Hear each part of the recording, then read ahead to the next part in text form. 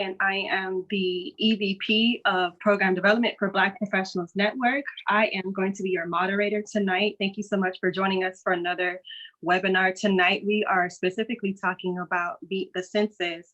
The name of this webinar tonight is called Be Counting 2020 Census, Why It Still Matters.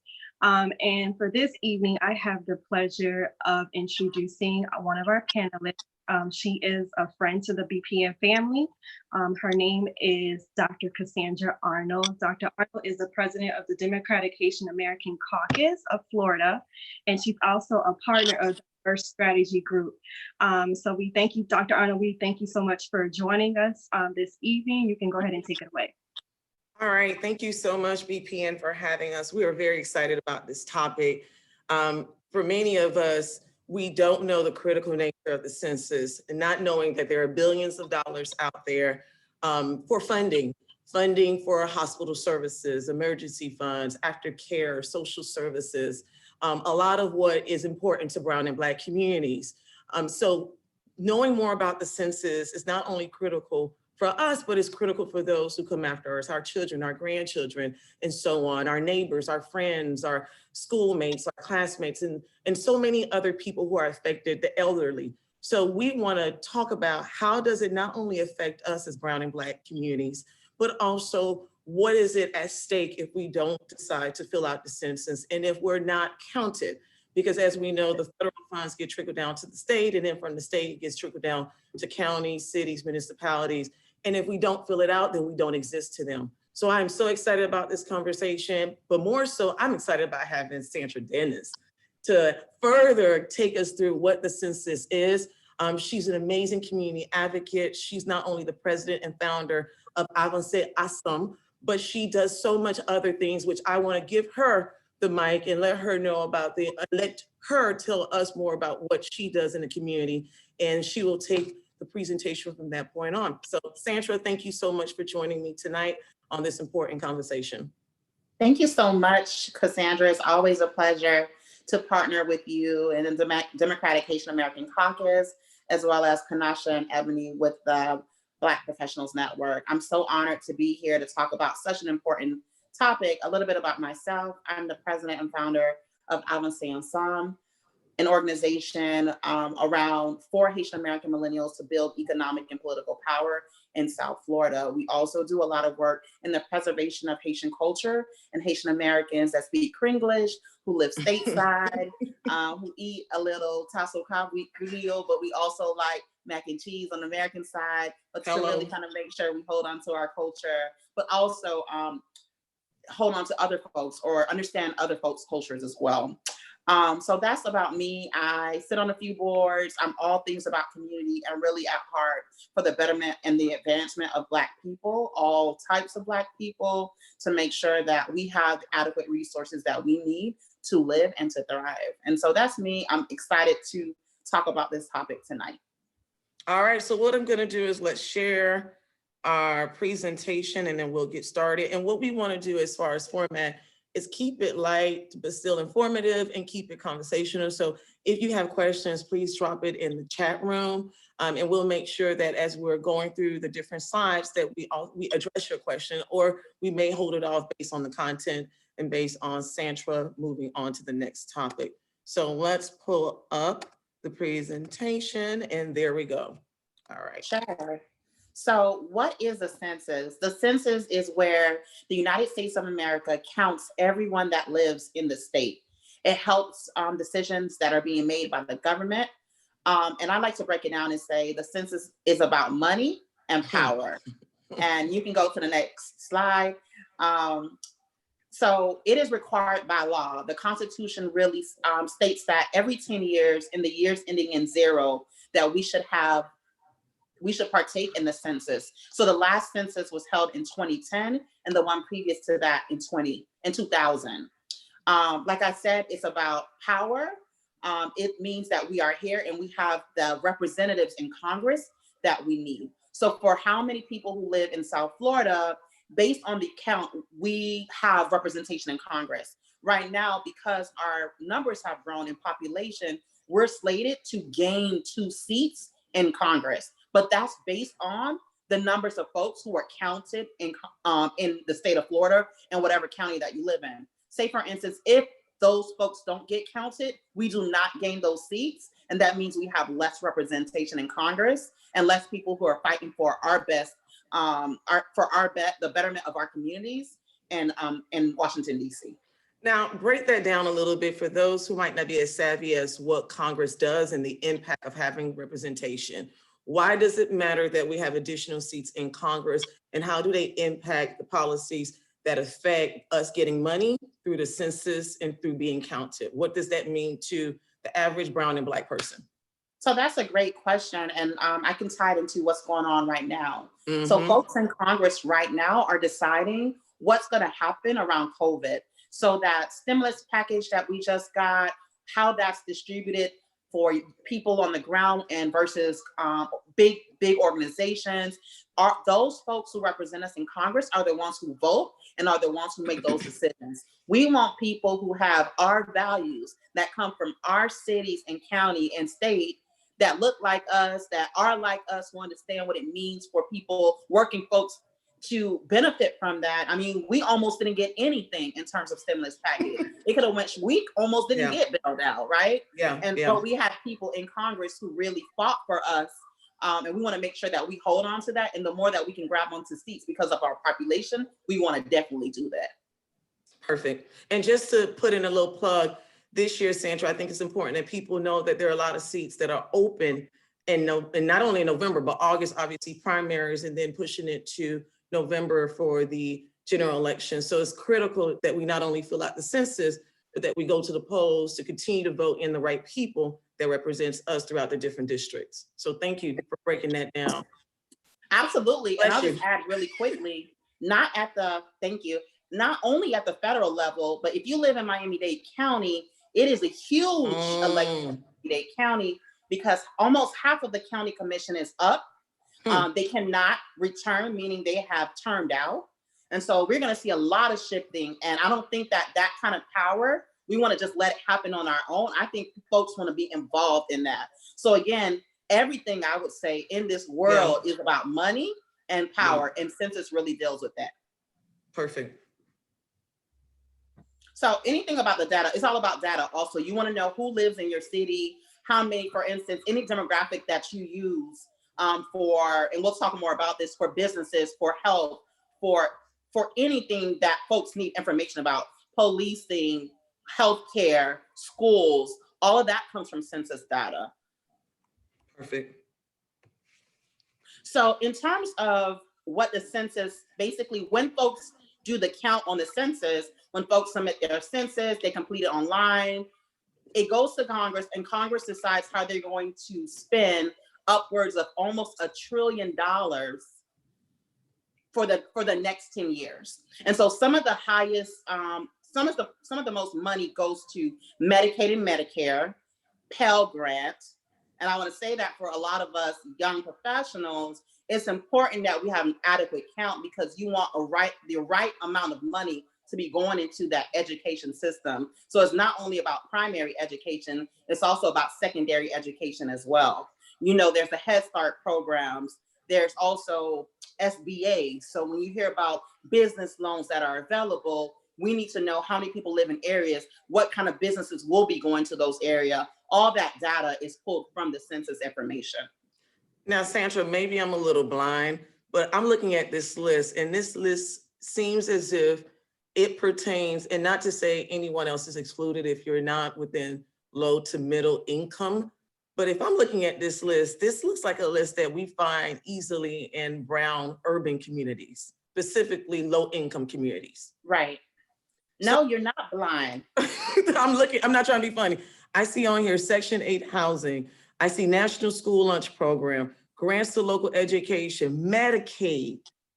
So looking at this list, why aren't we aware of this list? And why is it that people in communities that's affected by this are not filling the census out? Because it's I think a few things. I think that there's a lot of apathy in general. People don't want to participate in government.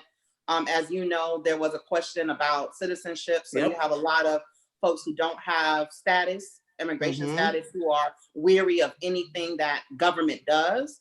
And I think especially in these communities, you talk to these folks, people are just over it. And I'm like, we can afford to be over it, right? Mhm. We have to know that our country and our democracy works when we apply pressure, and we make those folks who believe have power, we make sure that they know they work for us. And so these systems or these programs that you're talking about are overly represented in our communities. When you see wait lines for VPK, when people can't get into Head Start, all of this is because they don't have an accurate count. If there was more of an accurate count, there wouldn't be that much of a wait time or a wait list, because we would know how many people live in those areas. In Black and Brown communities or low income communities as well, there's always been, they're called hard to count areas, because there has been historically an undercount in those areas. And those are the areas where you need the most resources. Now, you talked about that citizenship question, which I think is very sensitive to a lot, especially in South Florida, specifically your Broward and Miami-Dade, specifically your Miami-Dade, if you're looking at highly saturated areas like your little Havanas, like your little Haitis. Does that citizenship question, is that on the census? And will that impact someone who doesn't have status, who's not documented, from filling it out? No, it is not on the census. It went all the way to the Supreme Court. They did not put it on the census 2020, but a lot of the harm has already been done. Yeah. And so a lot of folks are fearful. And we want to just remind folks that the census information is confidential. It's confidential. It can't be used against you. They have to lock it up for upwards of 70 years. Okay. So people can't access it at all. Perfect. Right?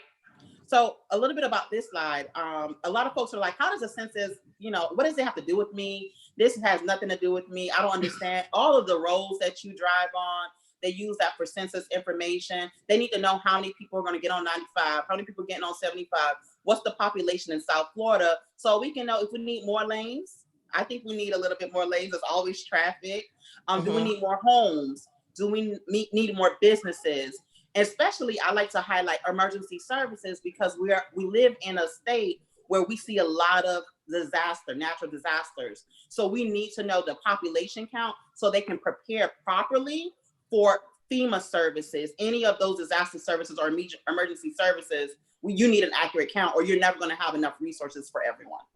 So help me understand, because if I'm someone who's not familiar with the census and I see broken up roads in my neighborhood, and I'm not getting a check from FEMA when there's a bad hurricane that occurs, or I'm noticing that there are rundown nursing homes, should I account that to the census, or should I account that to my local government? Or is the two intertwined?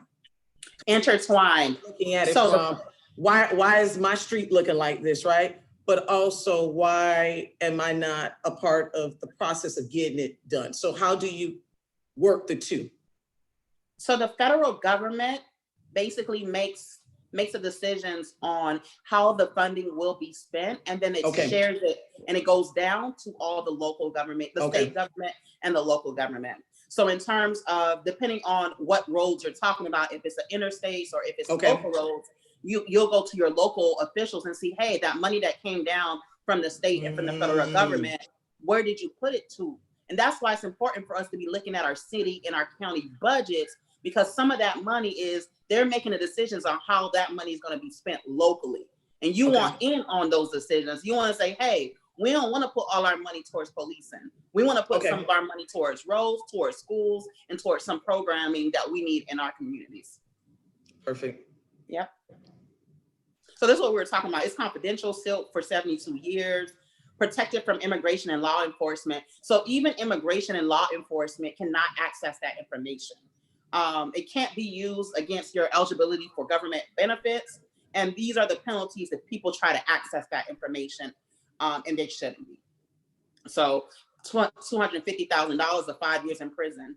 And folks shouldn't be asking you your information at all. There's always some trickery happening in South Florida. We are the fraud capital of the USA. So folks are knocking on your doors, asking you for your social security number. The census will never ask you that kind of information. So just be very mindful, especially for young folks who live with elderly parents or grandparents. that those kind of specific informations are not on the census questionnaire. Now, let me ask you a question, because we're talking about the protecting information. I noticed on this census compared to 2010, correct me if I'm wrong, that they've broken down nationalities now, right? It's not just, are you Black or are you non-white, Hispanic, etc., right? Right. Benefits, negatives, cons and pros to that. Does that help us when it comes to allocation of funds, or is that more so data for purposes of population, demographics? Sure. I think it depends on how you look at it. For example, I know there are specific organizations who do work specific to communities. So Yeah. if you take, for example, let's say Avancé Ensemble or a Santra or a FAM that is specific to the Haitian community, there's no real information that you can find that really tells you concretely how many Haitians you have in South Florida. There's also, with some of the information that they've been able to gather, it is what they say, like maybe 150,000, maybe 200, and we know it's upwards of 500,000 Yep. who live in the state. So we want that information because it allows us, one, to be better organized. So we want that too, but it also helps us to understand all Black folks aren't the same, right? The way that you can communicate with a Haitian is not the same way you would do an African American or a Jamaican or someone from Trinidad. We are very similar. We have a lot of similarities, but it's not the same. And I think for, let's say, organizing or for political campaigns, it's important for them to know that, because there's different kind of strategies that you want to have. Perfect. So on the next slide, so precautions. A lot of folks think because it's online for the first year this year, it used to be through paper, that there is a privacy issue.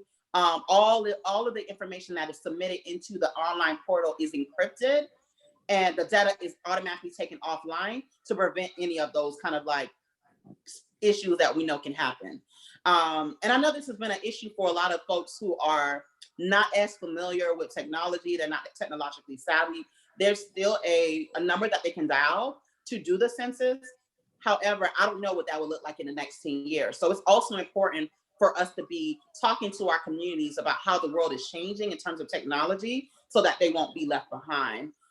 They may not mail out the census questionnaire in the next 10 years. It might just be through email. So I think it's another plug for us to continue to push our community to keep up with the times. But also, obviously, amidst of what's going on with COVID, which right now we know that there's no field operations door to door. Will there be, and I know prior to COVID, this was a discussion, there is going to be some type of paper. There is a paper mailing that did go out, obviously, for those who can still mail it if they don't feel comfortable going online, correct? So there was a paper, there's still a few paper mailings. So everyone did not receive a paper mail. Yep. Most of the folks who receive paper mailings are folks who may live in rural areas, really hard to reach, maybe some farm workers who may not have, won't have access to technology. But what we're gonna see is they push back the dates. I think they're gonna start knocking on doors in June. For folks like Black people who don't like for the government to knock on doors, I would suggest that we go ahead and fill out the census. Go online. We don't want the government in our business. Okay. Okay, perfect. Well, that's good to know that for some communities who might not have the resources or more rural, that they are at least still initiating that paper form. Okay. Absolutely. So who should count? One of the biggest issues that happened in the last census in 2010 is people forgot to count the 0 to 5 children. So everyone should count 0 to 5. If the kids are born before or on April 1, they count. If they were born after, you won't count them on this census, because ideally the census would have been completed in these last few months. We're just behind. Regardless of immigration status. So if you have TPS, if you're a permanent resident, if you have no status at all, you still need to be counted, because you still pay taxes into this country. You still utilize a lot of these services. So you should count, because we need an accurate count. And also children who living in split household. So sometimes the kid is with their father, or sometimes the child is with their mother. wherever the child spends most of this time is where the child should be counted. And what happens is that people think the father counted it and the other person thought the mother counted it, and the kid doesn't get counted at all. College students who are living off campus are often also undercounted.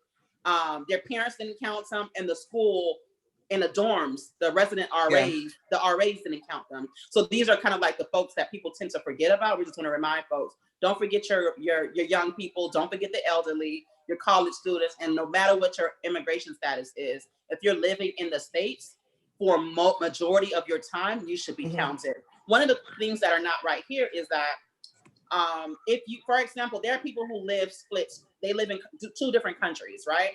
Or they live in two different states. Wherever you spend the majority of your time is where you should complete the census. So they say it's 6 + 1. So 6 months plus a day. Wherever you spend the most time is where you should be counted. Perfect. So HTCs are hard to count populations. People who live below poverty, people who are receiving public benefits, minority groups, high concentration of low education and attainment, people who speak multiple languages and English is not their first, and then single parents.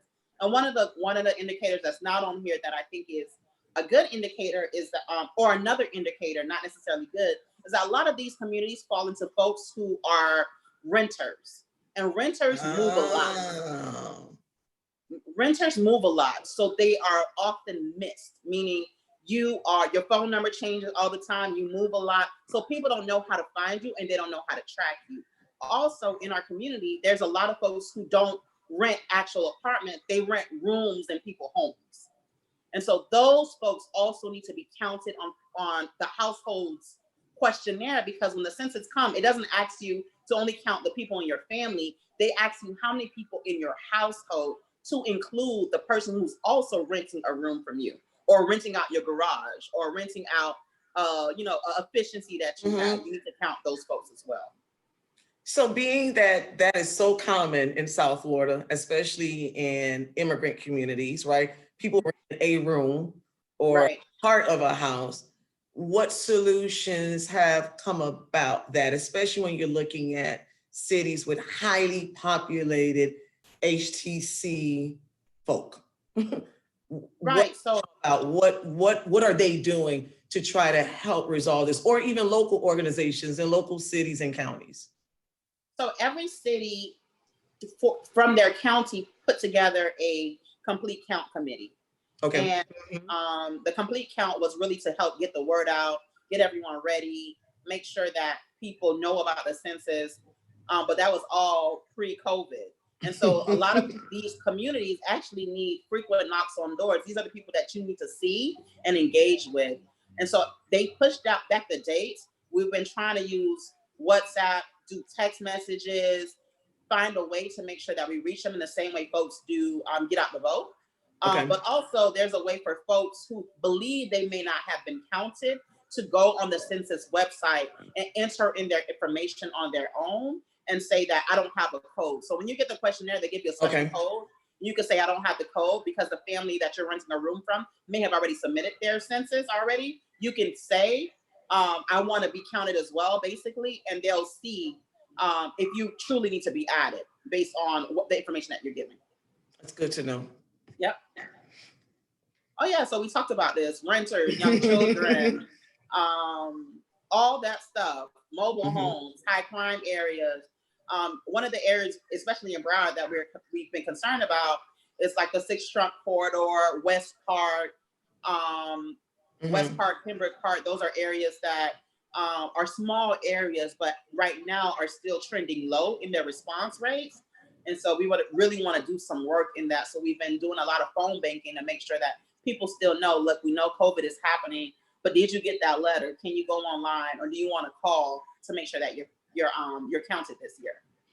Now, high crime areas, is that because of socioeconomic factors?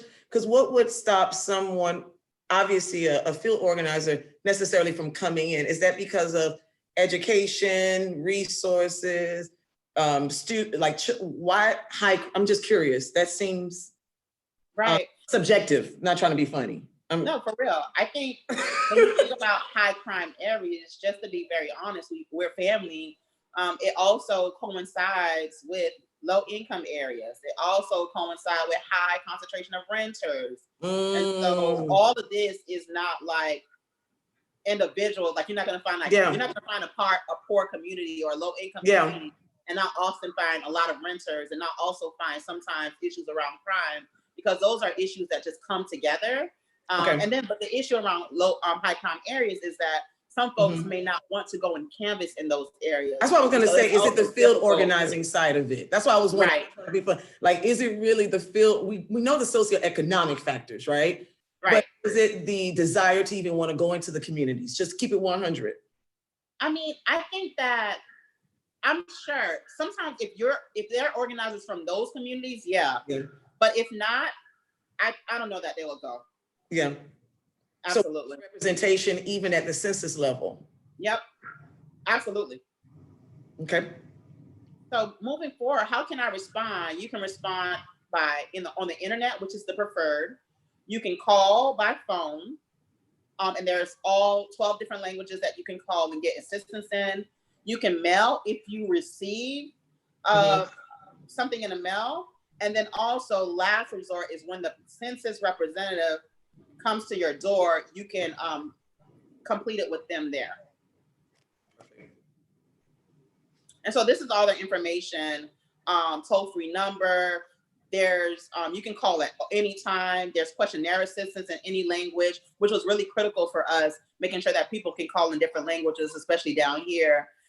It's a free line so that people don't have to worry about, I like to still say long distance, although we have cell phones. I don't want to age myself. And then non-response follow-up. So if there's no response, they will continue to try to get a response from that household. So basically they take they assess for all the places where people can live in the United States of America. If they don't get a response, let's say from Cassandra's household, they will continue to send you a postcard. Then they will send someone to your home. If you are still unresponsive, they will ask your neighbor, hey neighbor, who's the person who lived there? How many people do you think live there? Wow. Do they have children? What languages do you think they speak? Do you think they own their home or they rent? And I don't think y'all want y'all neighbors to answer for you, right? You want to answer on your own. Hold on. So Santra, you're telling me in past, they've gotten information by way of second and third party? Oh yeah. They will ask your neighbors. That is a final resort. After they come and try to contact you, so they've sent you letters, they've asked you to respond, they've come and knocked on your door, they will then ask your neighbor.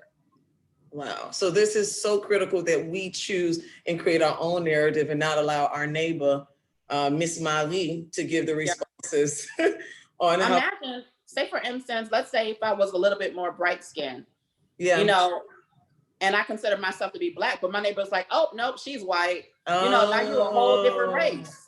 Okay, that makes sense. That makes right. Goes even deeper than what we, okay, makes sense. Absolutely. So here are some of the questions that are on the census. They'll ask you, I'm sorry, the screen is small. I got mine up as well. Okay. They will ask you, some completed, they'll ask you how many people live in the household, and by April 1st, 2020. Is it an apartment or a mobile home or a house? What is your telephone number? So they can follow up if there's any discrepancies. The fifth question is about how many people live in the household? What is the person's sex? There was a little bit of pushback around this question because there's another thing for transgenders, non-binaries. So there's still work to do with the government around making sure that everything is inclusive. And then it goes into all the other questions about the individuals that are in your household. So what's their relationship? What's your relationship to them? How old are they? Their nationality. I'm sorry, question 8 is their nationality. Question 9 is their race. And then it will go on to ask these same questions for everyone in the household. So it's pretty simple if it's just one person. If it's 2 people, then they'll just continue to ask you the same questions that have asked you for the previous folks in the household. You can move forward, Cassandra.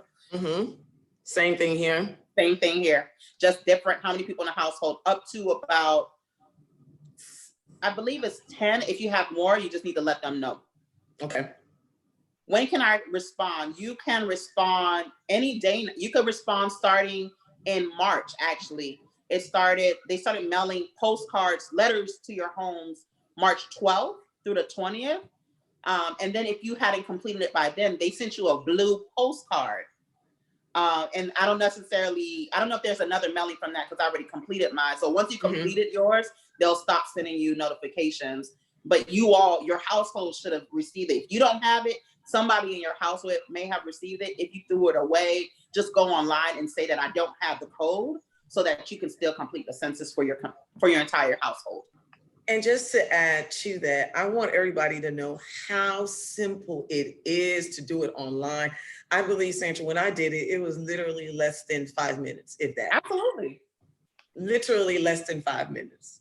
So I think it is, I don't want us to have that fear, but I also think an issue that we're finding out with COVID, especially considering now remote learning with a lot of students, college students, K through 12, is that one of the biggest challenges is that there are still a lot of brown and Black households who don't have access to internet. Right. Have access to a computer. And to be honest, a lot of the college students, when they leave, they may come back to grandma and grandpa or mom and dad's house, and mom and dad or grandma and grandpa have no use for internet. So I'm wondering, how can we come up with solutions, as you mentioned earlier, that in the next 10 years, this is not something that we're still talking about, that this is something that we're trying to still knock on doors and beg people to fill out a form that takes less than 5 minutes to fill out, literally online. And I shared this with you when we first talked about this presentation, that in affluent neighborhoods and communities, there's upwards of 80-85% response rate. Wow. And sometimes in our communities, we lucky if we get 50-60 response rate. And to the graph that you mentioned before, a lot of those services are services that our communities are dependent on, right? Because we already started at a disadvantage. So not everyone, right? So there are folks who are not on public benefits. I definitely want to be very respectful. Yes, everyone did not grow up like that, but there are a lot of folks who are dependent on those public benefits, rightfully so. And I give the example of Pell Grant. Thank God for Pell Grant. Praise Jesus. Listen, because where would we be without that? Hallelujah. Right? So these are reasons why I think that we got to get serious about serious things and know that when we're talking about power, you can't complain your way into getting power. You got to use the systems that are here to get power. We want to get counted. We want to make sure that they know, not only do we want to get counted in the census, that we're going to show up and vote every time. And we're going to hold our electeds accounted for all the things that they are doing in our benefit. And if they're not doing things that we agree with, get them out. Then we got the numbers to go in a different direction. Bye-bye. But I think it goes back to what you said at the beginning. There are two things I want our sisters and brothers to know, is that there are two areas that you must have in this country. It's called economic power, right? And political power. Absolutely. Power of the purse and the wallet, and the power to go vote in that booth. And I think that's something we still have to transition mindset, because if we understood that there is the economic part and the political part, then we would be in a position where we can say what we want. You don't make a decision unless you come to us first. Right. So I think it's shifting that mindset, in 2020 is that year that we need to begin, where we're not literally asking for leftovers, but we want the table for first pickings. So, and I think this is just a beginning step. And even in the midst of COVID, there's so many more opportunities for us, you all. I truly believe there's so much divine and purpose in this time, and we need to take advantage of it, especially with these dates that I know you're about to go through right now, that's given us additional opportunities to fill out the census. Right, so these were the original dates that were given. Now the census, they're gonna start where you see April 20th, census takers begin visiting colleges, college students who live on campus, people living in senior centers, all that stuff. A lot of that stuff is going to be pushed back to June. We don't know what's going to happen, whether or not we're going to be open in June. But I guess the census too is taking on, they're following what the what the government is doing. And so they're pushed back dates already with kind of like the December date. Really, they've already asked Congress for an extension on that. So we don't know necessarily when the final date will be. But this May date has been pushed back to September in terms of visiting homes that haven't been responded. So that's where we are with dates. So the dates have been pushed back, which gives us so much more time to make sure that we are counted. And to what Cassandra said just earlier, I think that so many of us are, because of like we're so focused on the now, and life has made us focus so much on the now that the power and the money is long-term strategy, long-term thinking. So how do we do that at the same time? And I think the census gives us an opportunity to take care of now and also take care of the next 10 years, because it's done every 10 years. So if you're not counted this year, it's not only for 1 year. You're not counted for the next 10 years. We don't have accurate representation, accurate numbers, accurate services for the next 10 years. And that's unfortunate. I have a question, Santra, from one of our attendees online. It says, what happens when it is mailed to the wrong address? So so when they send it to you, they don't actually put your name on it. They say the household and your address, right? And so they send it to every address in the United States of America that they know of. And basically they work with, I forget what those folks' names are, people like urban planners, all these folks who've done this work to get all the addresses of where homes, mobile parks, of where farm workers work, all this stuff.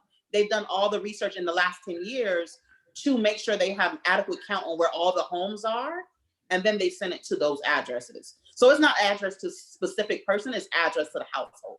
So no matter where you live, whether they know you live there or not, that household should get one regardless. Absolutely. Your address, your household should get one, at least. Absolutely.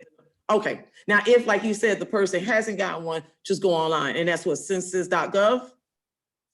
My2020census.gov. There you go, My20. So they can just go on if they haven't filled it out, as you mentioned earlier. Absolutely. Perfect. Okay. So again, this was when they were applying, they were hiring. They may still be hiring post-COVID to make sure that they can get people who are knocking on doors for this specific job. So while the census doesn't necessarily have any immigration or citizenship requirements, the census jobs do. So you only can apply and get the job if you are a citizen and if you can pass a background check. So those are the specifics around, because this is a government job, basically. Okay. So those are the issues. Yeah. Okay. Yeah, so that's it. I mean, one of the things that didn't necessarily come up, I think about, especially our age group, we want to, if businesses are, or if you have a business, Cassandra, you want to know, what parts of the South Florida is booming that you want to bring your services to. So it helps you make a decision on where you're going to bring your business. It also helps you make a decision about where your kids are going to be educated, whether or not they have adequate schooling.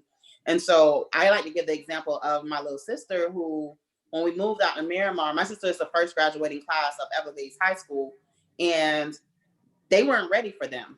They had built all these homes and they hadn't built enough schools for them. And so I wonder if that was because there was an undercount in the census on that area, because they didn't know in 10 years they would need a high school because this population would have been booming. So all of those data points are very important to have. And what I want to do, and I'm doing it real quick from my phone. You said the site is My Census 2020, correct? My 2020 census. Because I think, let's see if we can probably bring it up, because we have another question that says, what about if you lost the paper? And I think it'd be great if we can show the part where even if you don't have the paper, that you can, as you mentioned earlier, go on there and just tell them that you don't have a code. Yes. Okay. It says, let's see if we can pull it up. Let me since we're sharing, I'm just going to stop sharing just for a little bit. And let me pull up the website. I think it'd be good for those who are visual like me. My 2020 census.gov. All right. All right, let's pull it up. Sorry, y'all, this is the professor. Aren't you fancy techie girl? I know, this is the professor in me, y'all. So this is me. This is the college professor in me, real life. Like, okay, Dr. Arnold. Too. I know, it's the college professor in me. I cannot shake it off, no matter how far. When I don't teach, on semesters I don't teach, I'm just like, so students, let me show you, it's visual. All right, y'all, so let me show you the My Census, because I literally just pulled it up. All right, share. Okay, perfect. So, Santra, if you can see it, I would start right where it says start the questionnaire. All right. And then on the bottom where it says login. Right here. So if I say, if I do not, so whether I lost the paper or whether or not I did not receive it, just click on here that says, if you do not have a census ID, click here. Yes. And then it just starts collecting information. Right. And I just want to remind people that Puerto Rico is a part of the United States of America too. Yes, we don't want to be political, but we're not going to listen to number 45. We won't be political, but we do, for those who don't know, it is a part of the US. Yes. Thank you for reminding us that. Absolutely. So people might be asking, what is Puerto Rico doing right there? Oh my God, that's a great question. What is going on right now though in Puerto Rico? Well, so what is, by any chance, being that there's so much that's been going on with a lot of natural disasters, how are they responding to demographics in Puerto Rico? Because there are still some hard hit areas. I'm not sure if you're familiar, obviously, what's going on, but there's still some hard hit areas that don't have access that we're typically used to in Puerto Rico. And right, I actually don't know, because I would assume that those hard hit areas would need the door-to-door canvassing, because if they're having issues with electricity, those are the ones where you need to go door-to-door, but I don't know what their numbers around COVID is either. So I haven't really paid attention to see what's happening in Puerto Rico in that way, but I'm sure they're experiencing some of what we're already experiencing because they're already vulnerable. So I think they're gonna have to wait on the door-to-door, the folks to come, the census takers to come do the enumeration for them. And we want to remind everyone who's watching, if you have questions, please drop it in the chat because we would love to answer. We have another 16 minutes. And for those 16 minutes, I also want to touch Santra, because at the beginning you mentioned that a lot of it is going to be determined on them redistricting certain neighborhoods. What does that mean without being too political, right? But what does that mean when we redistrict areas and when we just decide to either add or take away the lines, right? And we decide to maneuver it. What does that mean? Because I don't think a lot of our communities are familiar with that and what that is called. So in my best nonpartisan definition is that it, and I always said this, for the life of me, I don't understand. I understand because I went to school in Gainesville, but I don't understand how Florida always flip-flops in elections. Like, I'm just like, wait, what are we, what's going on? And so people can draw lines for, in terms of districts for who's gonna represent in Congress based on a lot of different things. They might wanna group different groups together based on race. They might want to get all the Blacks together and then make sure you can have a seat for someone who doesn't represent that. Cassandra, you could also do a better job at this than me, actually, around redistricting. And the reason why I brought that up is because it impacts census, right? If they're doing that, how does now our communities look? Especially as they're talking about pushing certain communities in other areas, which we know is political power, without a doubt. Right? But how does that impact the census when it comes to dollars? Because you brought up a good point that a lot of affluent areas, you're looking at 85% plus in response.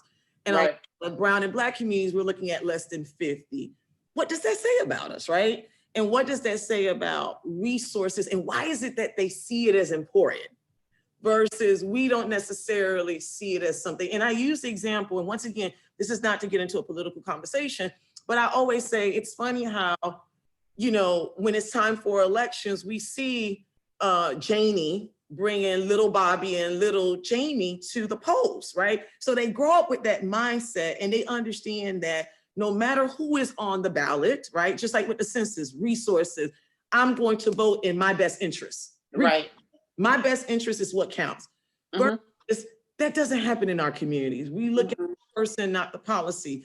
We look at the individual, not necessarily how it impacts us. So that then translates into census dollars. Right. Carry on that same mindset and that same ideology into the census. How do we shift that and help our communities understand that just like they think it's important in affluent areas, we should too? I think I wanna, so we did some, I wanna give an example. We did some door knocking in a community that was adjacent. You know how South Florida can be. You could be in a hard to reach community and then turn 2 streets up, all of a sudden you're in a whole different community. And when one of our members got lost and ended up in this affluent community, and they had census signs everywhere. I hadn't seen like census signs like it's election time, like in yards, in front of the community, reminding people that the census is coming. And so I also think that there's resources in those communities to make sure that in these affluent communities, they have a text message group. They have like online communities where they're chatting with each other, telling folks about what's happening in the community, telling folks your lights are on, all this stuff. They're also communicating about census and elections in those groups, right? So they're reminding people to take census. And I think that we have to get a little bit more savvy in how we bring up these hard or non-sexy conversations in informal ways. Like, why aren't we talking about this at the fish fries? Why aren't we talking about this at the sweet ties? Why aren't we talking about this at the game nights? We should all be like, at this time, is everyone registered? Did you do your census? That should be all of our conversations because we want to make sure we have power. I want to be really clear. South Florida stands to gain some seats, or we stand to lose seats. Okay. Right? And so based on us filling out the census, keyword. Right. Gaining seats, more power. Losing seats, less power. Yeah. Now, with that being said, who is we? Does the ball stop at our elected officials, i.e. your city council, your mayors, or is we organizations? Like, I just feel like the accountability game, right? Right.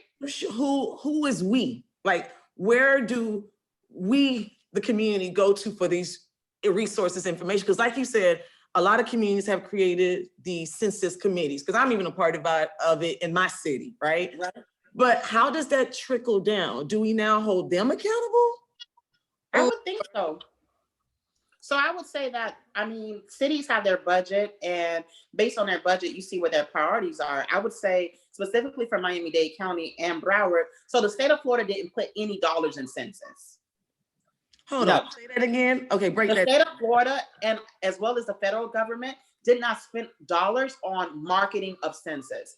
In the state of Florida, local philanthropy came together to fund organizations because they thought there was going to be state dollars to come down to push this. We can talk offline about why we would suppose the state of Florida did not put dollars to motivate. Now, this is prior to 2018, just to be clear, right? Because this has been ongoing, the census, the conversation, the dollar part. And just to be clear of a minute, who at the state of Florida or department, this is prior to 2018, because we know elections have consequences, right? Right. So is this prior to 2018 that those decisions on money being trickled down to the state? So 2020, so even in 2019, the end of 2019, philanthropy were thinking about or waiting to see mid 2019. So I believe people started really pushing census April 2019 to get towards the census day of April 2020. Okay. So by about April 2019, we were waiting to see whether or not the state would allocate funding for census in the state. And the state decided not to go with that. So philanthropy took their money and put it into organizations to get a ground game going. The only thing the census is really going to pay for is those knockers at the end of the cycle. So people to come knock on the doors at the end of the cycle. So all the commercials you're seeing, a lot of that has come from local government or philanthropy. So a lot of this has been self-funded. And when I say self, I'm saying an entity, whether it's local government, organizations, communities, individual donors, it's all been self-funded. Right. In other states, that's not the case. In other states, there's It goes back to the importance of representation, right? Right. It goes back to creating a bench, and that word bench is making sure that we identified, well, not only we recruit, we identified and put the right people in office so that they can represent us at the local level. Because a lot of times we forget about the local level. Obviously, federal counts, we know it's a big year for elections, but we also have to think about who represents us on a local level. Because if you look at Miami-Dade County, for example, that budget, Miami-Dade County, the mayor, the power that the mayor will have or currently has, to the type of power that trickles down in communities of color. Absolutely. And I'm trying to pull up the Miami-Dade County budget. Yeah, please, and send it. I can definitely share it. Or I think you might have sharing access as well. So you probably.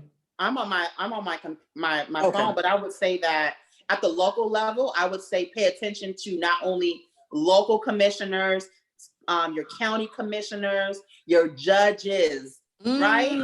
All of those people, I think that, we need to be very mindful of that.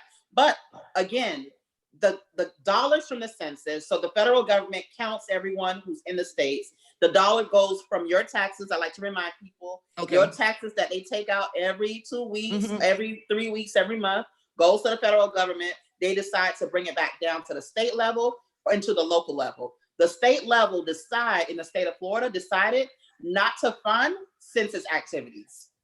Some local governments have decided to put their own money. Miami-Dade County did it. Broward County did it. I don't know for Palm Beach. I'm not as familiar with Palm Beach as I am these two counties. They did put dollars on the table. They awarded some grants. I know Broward County put a lot of money towards marketing.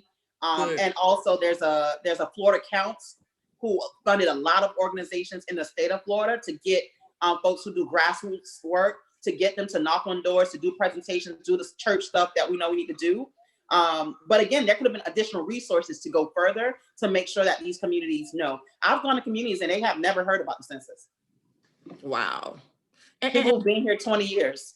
And what I want to do, because I know the 654, I want to drop, if you can, Santra, your information, because I know you're looking for volunteers. I'm looking for volunteers so that we can do some wellness, virtual phone banking. Right. You have a group of people that are going to be helping specifically in our communities. So I want, before, of course, Ebony gets back on, to tell us, how can we help? Like, what can we do to make sure that our neighbors, like, we should be our brother's keeper, our sister's keeper.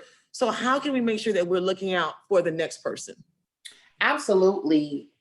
Just like you would make sure that your friends know about the Teddy Riley versus Babyface, or that, there's a Corona DJ party online, make sure that at least, I always say 10 to 10. Reach out to 10, make sure they reach out to another 10, and make sure you have your people's covered. That was really critical. Be like, look, we're doing our census today. Let's get it done. I would also say that, we are looking for organizations. We're doing phone banking in hard to reach communities every day. We have a fellow that we've recruited that we're paying a living wage to do it. So that fellow is recruiting volunteers to do that. Our fellowship is with a collegiate. We thought it to be right to not only help people gain experience, but also pay them with a limited budget to do that. But we're looking for free volunteers to really move this forward too, because she can call a certain amount, but if we can get more people, we can actually grow how many people, or there'll be more people who we can be able to reach in such a small period of time. So we're calling every day in different languages, asking people to complete their census, or if they need any help for the census. And are there other organizations? Because I know you all are concentrated in what communities? Is it more so Broward, or are you yourself out? So are you familiar with other resources for people who want to get involved within Tri-County? And I know we're not as familiar with Palm Beach, but even in Miami-Dade or other parts of Broward, because we need all hands on deck, obviously. Sure. So in Broward, I would say on some Broward, the Urban League is doing a lot of work as well on the census.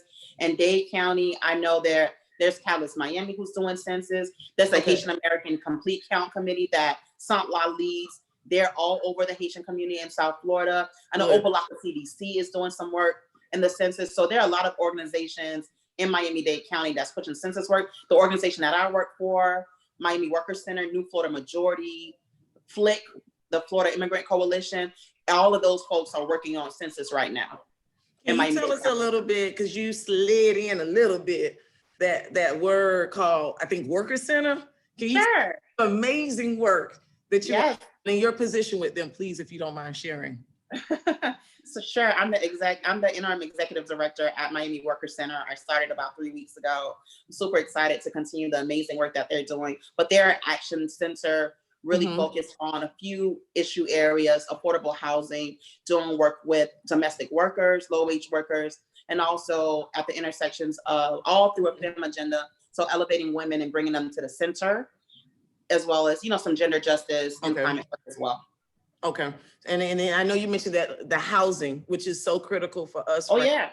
Right now. In South Florida, like right now. Rent is due tomorrow. Exactly. And when you're looking at the resources coming down with, stimulus packages, how that's going to affect not only those who own home, but those who also rent. So I know that's a critical area in Miami-Dade, which is very important also in the elections, right? Absolutely. As you all, regardless if it's the census, regardless if it's elections in November, policies impact you as a person. Healthcare, the economy, wage, immigration, criminal justice reform, all of those issues will be at the ballot. Right. In August as well as in November. And those issues matter because those dollars that trickle down is a result of us being counted. Absolutely. Once again, I'm so happy that we had this discussion. And Santra, I know you'll put your information in that chat, and I know it'll be shared. And I know I'm looking at the time, 6:58, so I know Ebony's coming back on to close. Sure. I'm Santra Denis. That's Santra with a T in the middle, Santra, and Denis with one N. You can find me on all social media platforms. I would say on some may be hard for people who are not Haitian, but we could definitely put it in the chat. And I'm Cassandra Arnold. You can find me on so many of the other platforms as well. Definitely look us up, whether it's the Democratic Haitian American Caucus of Florida. We're on Instagram, that's DHACF.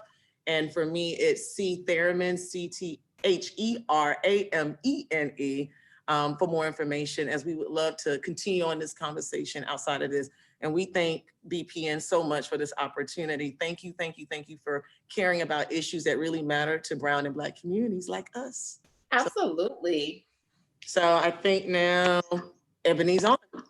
Thank you so much, ladies. This was so amazing. Thank you so much for sharing with our network and our people. One thing I wanted to say on a closing note is this is a time to be flexible. You talked about Dr. Arnold about helping being our brother and our sister's keeper. So if you have an older person or somebody that's not technology savvy, take the time to sit with them and complete it. It only takes 5 minutes. It only took me 2 seconds to do it. And so it's so important that everybody do it. So if you have to help your neighbor, your grandma, your cousin, whoever it is, I want to encourage everybody to do that. Well, thank you again so much for joining us, ladies, and sharing such a broad information. It was very informative and great. We will definitely get that out to our network. For everyone joining who don't know anything about the Black Professionals Network, we are a leadership and professional development organization. We really care about our community, especially during this time. We are so committed to provide programming and resources and webinars and access to all of our members in our community. So if you are interested in becoming a member of Black Professionals Network, all you have to do is log on to mybpnetwork.org and fill out the form to become a member.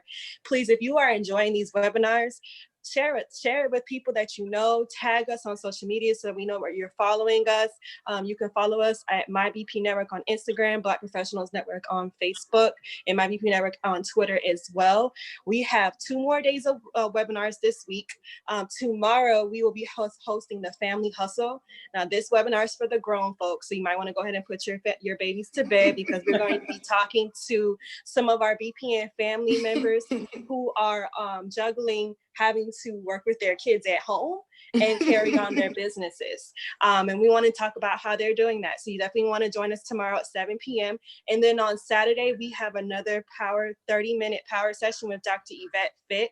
So if you were joining us last week Saturday, then you had a great workout. And this Saturday, I'm sure will be great as well. And again, my name is Ebony McKenzie. I'm the EVP of Program Development for BPN, my Black Professionals Network. And I want to make sure that everybody have a great night. Thank you. Have a good night, ladies. Thank you. you.